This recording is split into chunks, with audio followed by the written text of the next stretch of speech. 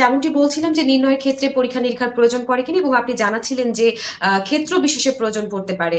সেক্ষেত্রে এই ধরনের রোগীদের ক্ষেত্রে সাধারণত কি ধরনের চিকিৎসা প্রেফার করে থাকেন আপনারা?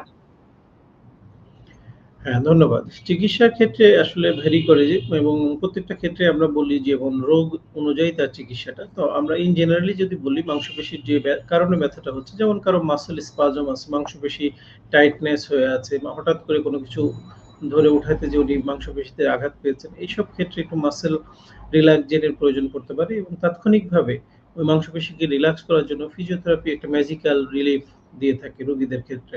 আমরা এক্ষেত্রে দেখা যায় যে ফিজিওথেরাপির মাধ্যমে ওই আক্রান্ত জায়গায় একটু ডিপ ট্রান্সভার্স ফ্রিকশন মাসাজ এবং কিছু ইলেকট্রোথেরাপি ইকুইপমেন্টস এর মাধ্যমে দ্রুত মাসলটাকে আমরা রিল্যাক্স করে ফেলতে পারি।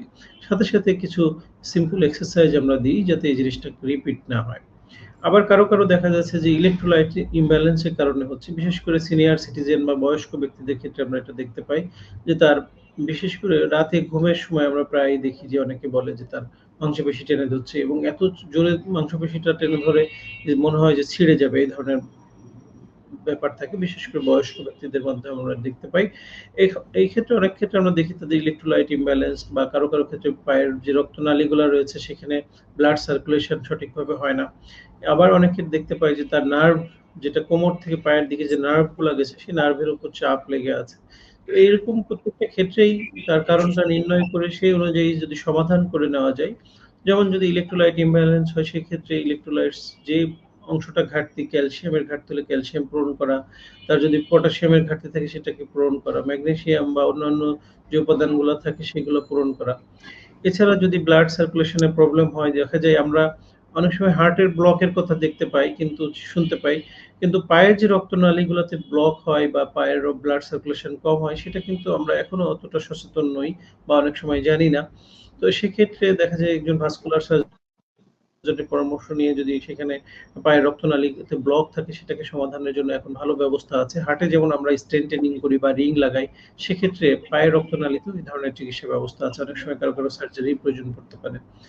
আবার যেটা আমরা খুব কমনলি পাই যে আমাদের কোমরের থেকে যে নার্ভটা পায়ের দিকে গেছে, বিশেষ করে লাম্বার স্পন্ডাইলোসিস বা লাম্বার ডিস্ক প্রোল্যাপস বা লাম্বার স্পাইনাল ক্যানাল স্টেনোসিস, এই ধরনের রোগে যারা আক্রান্ত থাকেন তাদেরও আমাদের থাইয়ের পিছন দিক থেকে, উরুর পিছন থেকে শুরু করে একেবারে হাঁটুর নিচের মাংসপেশিগুলোতে বিশেষ করে বেশি ব্যথা করে।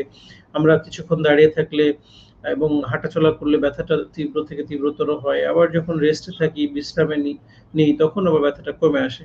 এ ধরনের উপসর্গ অনেকের থাকে। সেক্ষেত্রে তার কারণটাকে নির্ণয় করা, তার হয়তো কোমরের বা লাম্বোসার্কুলার স্পাইনে একটা এক্স-রে বা এমআরআই করার প্রয়োজন পড়তে পারে। সেই রোগ নির্ণয় সাপেক্ষে এই ক্ষেত্রেও আমরা বলে থাকি যে ওষুধের পাশাপাশি ফিজিওথেরাপি, এক্সারসাইজ, লাইফস্টাইল মডিফিকেশন এটার মাধ্যমে অনেকাংশেই রিকভার করা যায়।